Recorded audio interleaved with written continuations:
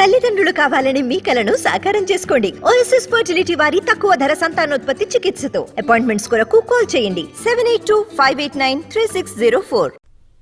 ఏపీలో దొంగ ఓట్ల పంచాయతీ ఢిల్లీకి చేరింది. వైసీపీ, టీడీపీ, బీజేపీ నేతలు పరస్పరం ఈసీకి ఫిర్యాదులు చేశారు. టీడీపీ దొంగ ఓటర్లను చేర్చిందని వైసీపీ కంప్లైంట్ ఇస్తే అధికార పార్టీని దొంగ ఓట్లు సృష్టించిందని టీడీపీ ఈసీ దృష్టికి తీసుకెళ్లింది. బీజేపీ కూడా వైసీపీపై ఈసీకి ఫిర్యాదు చేసింది. డూప్లికేట్ ఓటర్ కార్డులను తయారు చేస్తున్నారు, సాక్ష్యాలు కూడా ఈసీకి ఇచ్చామని చెప్పారు బీజేపీ నేతలు. ఒక్కటే ప్రశ్నిస్తాను, 10 లక్షల మంది ఓటర్లు ఎవరైనా ఒక్కరిని ఆథరైజ్ చేసి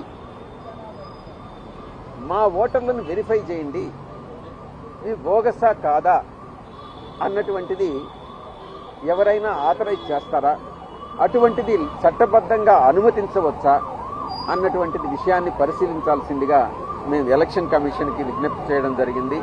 లక్షలాది ఓటర్లని తొలగించిన దానిపైన అక్కడ సీఈఓలకి, డీఈఓలకి, ఈఆర్ఓలకి అందరికీ కూడా కంప్లైంట్లు ఇచ్చాం.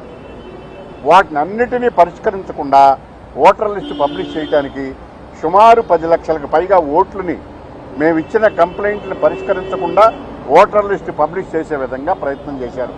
మీ ఎలక్షన్ కమిషన్ రూల్స్ ప్రకారం వాటిని పరిష్కరించండి అని చెప్పి చాలా స్పష్టంగా చెప్పడం జరిగింది.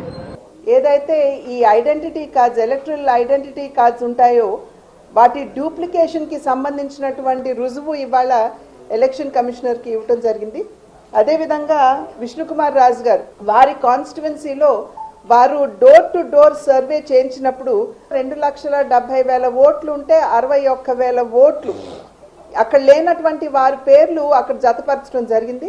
ఇవాళ చీఫ్ ఎలక్షన్ కమిషనర్ గారికి దానికి సంబంధించినటువంటి రుజువులు కూడా